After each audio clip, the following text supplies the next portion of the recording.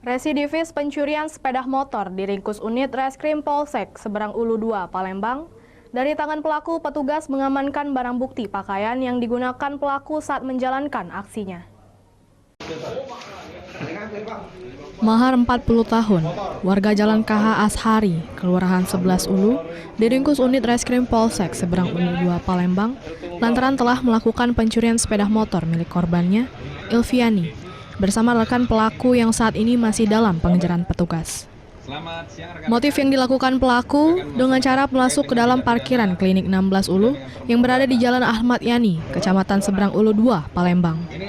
Setelah berhasil masuk ke dalam parkiran, pelaku langsung merusak kunci kontak motor korban dengan menggunakan kunci letter T yang telah dimodifikasi oleh pelaku.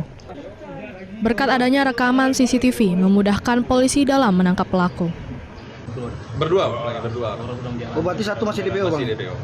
Jadi tersangka ini baru selesai menjalani hukuman di Lapas Muba. Begitu kita mendapat informasi bahwa yang bersangkutan akan bebas, langsung kami amankan dan kami laksanakan proses selanjutnya. Atas perbuatannya, pelaku yang merupakan residivis ini dijerat dengan pasal 363 KUHP dengan ancaman di atas 5 tahun penjara.